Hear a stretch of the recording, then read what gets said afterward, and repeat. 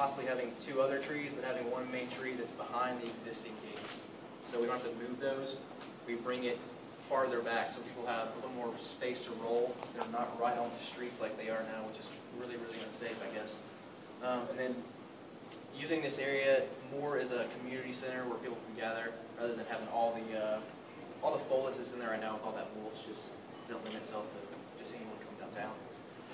And then mirroring this circle on a smaller scale in the middle of the intersection and raising this intersection up to meet this level. So coming through the intersection here, the cars have to slow down and go back over a, I guess that's to be brick, and then maybe some type of white marble or whatever y'all want to do on the outside, so that these two mirror each other in brick. Also talked about doing arches over this that we had talked about maybe seeing someone can do with sculpture so they look like branches centering out from the corners, so we could roll those while the trees were growing. What am I missing? I wanted to tear down Biggin and put in a There seems to be a lot of interest in removing Biggin in general. Yeah. Also, we talked about trying to figure out a way so that all the gardens and grass spaces over here near Sanford and Hargis tie into this. They're kind of cut off and blocked into segments, and we think it'd be a lot better if we could open up spaces so that from this center point you can see across campus more, and you can see directions on where you might want to go that aren't just there's just a couple paths that split off. So these are all a little more cohesive as one group of gardens or space, so to speak. You guys talked about transit a little bit, talked about parking, we talked about the mid-block crosswalk on the north side there. Yeah, you're talking Well, about the crosswalk, I guess we figured is just basically not up to code. And although it's doing its job now where people are actually stopping there for people when they cross, that could be fixed. And that seemed to be as far down as we kind of expanded, on the map. But I had heard rumors of a turn lane going in that even if it was kind of increased functionality, we all were against aesthetically. I don't know if they need that every day at 4:45 when they get out, or if that's just game days, or how much use it would be, or how far it would have to come down to be really useful. So we just figured we'd let the city work on that end of it. There was some concern about removing all of the evergreen shrubbery, and there was some sense that perhaps the reason for the magnolias and hollies that are in there were to screen the end of Biggin, which I guess is not perceived as being terribly attractive. So what happens to Biggin, and that's why there was some discussion about removing it. It's certainly possible that it could be renovated or laminated, and that elevation potentially changed over time. We also talk about people coming in through the corner on bikes and the narrowness of the existing paths through there, especially with the high shrubs on either side. It's a little tight. And you guys did seem to like the idea of actually arches all the way around, right? With these sort of being the dominant ones, right? Isn't that what I heard? And one thing, the other thing that I had talked about, I just want to throw it out there and see if anyone has an opinion on it, is the idea of repeating elements of this over time throughout campus, so that whether it's the type of brick, you can explain what you're talking about, or even walkways that extend, like brick walkways that extend into campus, kind of like as a branch or a root theme that comes from this that just gets incorporated into the entire university. I think would be kind of a way of tying everything in together, back to like a branch in a concrete sidewalk. Almost like that goes, on campus on certain sidewalks. It's something to remind you of kind of, this is kind of the founding order of the university. Yeah. And I mean, it has branches, it's trees, roots, and how it goes out into the community. I think it'd be a great idea. Questions for these folks? All right, great. Well, let's go to table 2 and hear what they have to say. The arches in place, if at all possible. You'd have to really just rebuild them. You couldn't move them at all. And if we're going to put the gates, right? Sorry. If we're going to put 2 trees in, let's put the 2 back that were there as the no-brainer decision. I guess you guys thought differently, that's fine, but that was the what we same thought. spot, you want to put them back in the same Yeah, spot? basically the same spot, as long as you can protect them from cars running into them, bollards or something else that would be, you could still maybe walk through it, and toilet paper goes in there, you can't get over those fences that are around it now. That's the point, you're not supposed to get in there, they're just temporary fences because the soil's all messed up.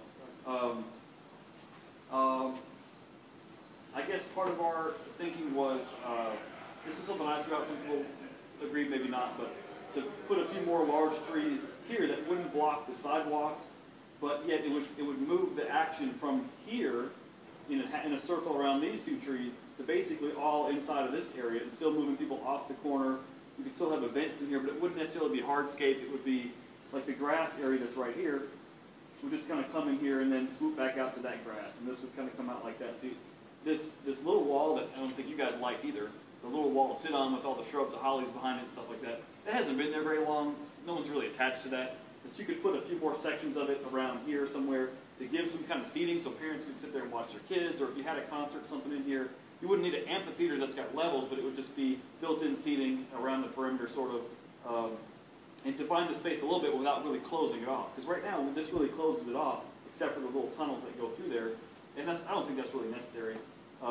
We talked about arches going as far out as Batch or Sanford Avenue this way, Glen this way. We didn't talk about this way, but possibly Donahue, maybe Gay Street, just to kind of a much bigger area. Like this is downtown Auburn, not just this or this. Sorry, but this whole neighborhood is all the same thing. Maybe it goes back to the historic district on North Gay Street, something like that. Like now you're in Auburn, the special part of Auburn. You mean an arch over the street? Right. Did I say Not gateway? not the brick gateway kind of a thing. Yeah, did I say gateway? We got some archways. Yeah, okay. Yeah, arches, right, over the street.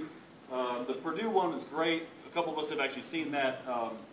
Florida State has one right in front of their main fountain in their main campus building, too. What did I screw up or miss? I don't think you missed So we talked about the raised street. Yeah, we Just like talked about, Bill did. should there be a way to mark this center, whether it's raised or not, or just paved? There was some concern by paving or raising that it might, while it discourages cars from speeding too fast, it also might encourage kids or somebody to go into the street when they shouldn't be. So there's a conflict that everyone's acknowledging. But the idea of marking it, I think, was, in some way, expanding the marking of it. But if it's done in other cities, Yeah. that would be a problem if it's done. I think the thing we have to think about is, when you think of the oaks, are you thinking of 2 trees? Are you thinking of 1 tree? What would the students, what would the alumni, what do they want? Are they going to miss those 2 right there? And if it's in more interior, it's just something we have to think about. Well, yeah, I agree with that as well. I think I like your Changing it concept, from too. 2 to 1, but over time, obviously, the one on the left is a good bit larger than the one on the right, and is the focal point. I feel a little bit like if we put them in the exact same spot, we're missing a really, really big opportunity to change things. Yeah. And to, improve on what we have. That's just my thought. Well, and as we spoke, it hasn't always been, in those 2 trees. It was out there in the intersection. It looked like 4 curtains or something at one time. So you just adapt, and there's the new tree. I like that idea of getting it off that corner, especially for safety reasons too. But I think the most important thing came out of our group was the idea of expanding the openness of the territory. And yet, the concern that there was an intimacy that's nice, not to lose that entirely. There were too open an experience. It's almost like now those walls, because that is such the gates, we call them? Is that what we refer to? Well, the gates are here, but then there's a wall right there that I don't think anybody's really attached to. But now that if you move the tree into the middle, now it's almost like you've got that little gate there to come into the tree. Well, that's what we had talked about, is centering the interior tree on those gates. So when you look at the gates, Yeah. the trunk is in the It's a focal center point. of them, and almost doing, we had talked about, I don't even know if we liked it, about doing another set of gates on the other side that was possibly even an arch. So it all lines up Yeah. together as the old gates, tree, the new gates, something to that extent. So Yeah. it's a transition between old I like and that. together. I like that, except the fact that you block the view of the clock tower. And right now, that's a pretty good view when you're stuck at the stoplight. You look right at this, up the alley there. Yeah, if anything's been part of history, it's been that that's open. Right.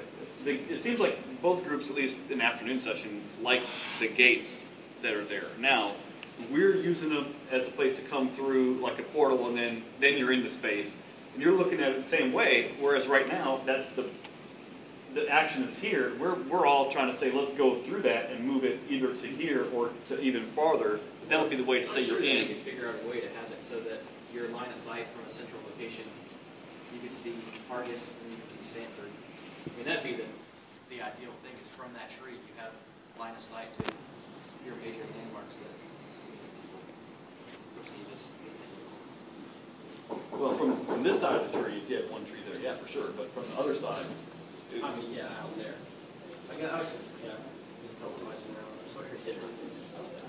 well, there's two ideas. I'm sure we'll have 4 different ones tonight, or you guys will have 4 different ones. Well, when you talked about the arches, it was all 4 quadrants?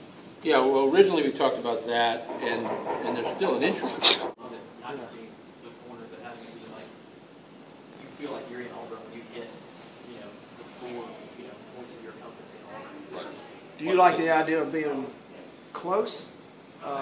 You say Toomer's both. corner, I'm saying you have literally? like 8, yeah. Oh, those okay. 4 If 4 is good, 8 is even better. I think, I don't know if you do it by actual city boundaries or if you do it by distance. Let me ask you this. You could have the ones that you were talking about, Chris, down here. And then y'all have those, instead of having maybe 4, what you're saying, the 2 that come off the corner that like a tree, instead of wrapping all the way around? We were saying do 4, and each corner is basically, in theory, a trunk, and the branches extend and connect at the middle. Okay. So there's 4. So maybe you do 4 like that, and then you do 4 farther out, and you just repeat patterns in there so that they tie in together. Like it says Auburn, welcome to Auburn or whatever, and then on the inside ones with the branches, maybe you can incorporate the branches. So University District or something like that. Yeah, so it says something, but it's written, And that's a place definitely that can be rolled while the trees That's grow. what we're saying, is that'd be the best thing, is if you make them branches, then you're going ahead and you're ingraining that idea in people's head that that's what you need to do. I'm assuming that whatever the largest thing at the corner is going to be the target of the roll, right? Because you want to make. Sometimes they do these little trees over here but because that- little kids can get to them without But I'm telling you, run over. And if you squish had and- arches there, that's where it's going to go. yeah, Well, that's what you could also Yeah. do, is if it's metal and it's branches, you could just sculpt toilet paper rolled into the branches. Hey, I'm Just not turn kidding. it on. You got little branches branching out, like these arches here, and they're coming out. That's a place for toilet paper to grab. Right. I mean, that's where it's going to go. Yeah, if it's 2-dimensional, just cut out of one flat piece of metal might not be as effective as if it's 3-dimensional. It's got depth to it too. And there's Leaves. crannies for stuff to get stuck in. Like Which is leaves and good, stuff you know. like that. Yeah. That's cool. All right, any other questions for these folks? All right, well, give yourselves a round of applause. Well done.